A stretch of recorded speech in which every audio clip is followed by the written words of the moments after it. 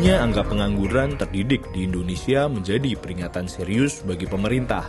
Data Survei Angkatan Kerja Nasional atau Sakernas per Mei 2026 menunjukkan lebih dari 1 juta orang lulusan sarjana, mulai dari S1 hingga S3 menyandang status pengangguran. Angka ini setara 14,31% dari total 7,22 juta pengangguran di tanah air. Kondisi ini dianggap sebagai sirine atau peringatan bahaya terhadap masa depan bonus demografi Indonesia. Meskipun total penduduk bekerja mencapai 148,19 juta orang, distribusi lapangan kerja masih didominasi oleh buruh atau karyawan 37,09% dan pekerja mandiri atau berwirausaha sendiri 21,43%. Wakil Rektor Bidang Pendidikan dan Kemahasiswaan Universitas Muhammadiyah Yogyakarta, Suli Kodir, menilai data ini cukup mengejutkan dunia pendidikan. Menurutnya, selain minimnya lapangan pekerjaan, terdapat persoalan pada relevansi kurikulum dan kurangnya pembekalan soft skill di bangku perkuliahan. Menurut Suli, keterampilan seperti kemampuan berkomunikasi, bekerja sama, dan mengendalikan diri mungkin kurang mendapat porsi dalam materi perkuliahan. Padahal sangat dibutuhkan dunia kerja. Ia juga menambahkan bahwa perguruan tinggi harus adaptif dalam menyesuaikan kurikulum agar memenuhi kebutuhan pasar yang kini mulai bergeser ke arah teknologi digital dan kecerdasan buatan.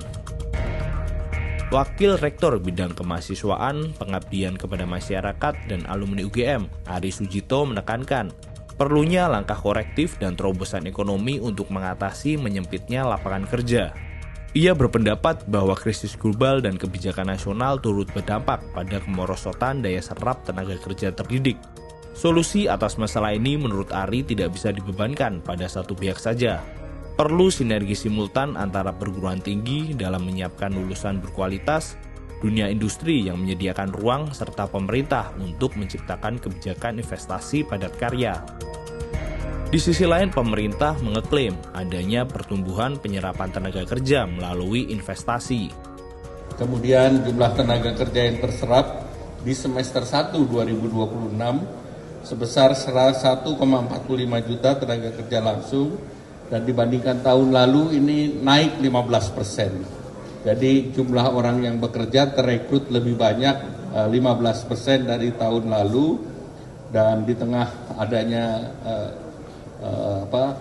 beberapa isu ataupun kasus-kasus PHK, tetapi jumlah orang yang dipekerjakan dengan lapangan kerja baru, investasi baru meningkat dengan tinggi. Upaya di tingkat daerah juga terus dilakukan untuk menjembatani pencari kerja dengan pemberi kerja. Di Kota Depok misalnya, Wakil Wali Kota Chandra Ramansyah menyebutkan penyelenggara bursa kerja atau job fair menyediakan ribuan lowongan. Lowongan pekerjaan tersedia di job fair kali ini yang disediakan oleh 25 perusahaan. Dan yang membuat juga menggembirakan bahwa di job fair kali ini juga ada lowongan untuk disabilitas. Tersedia puluhan lowongan untuk disabilitas di Kota Depok.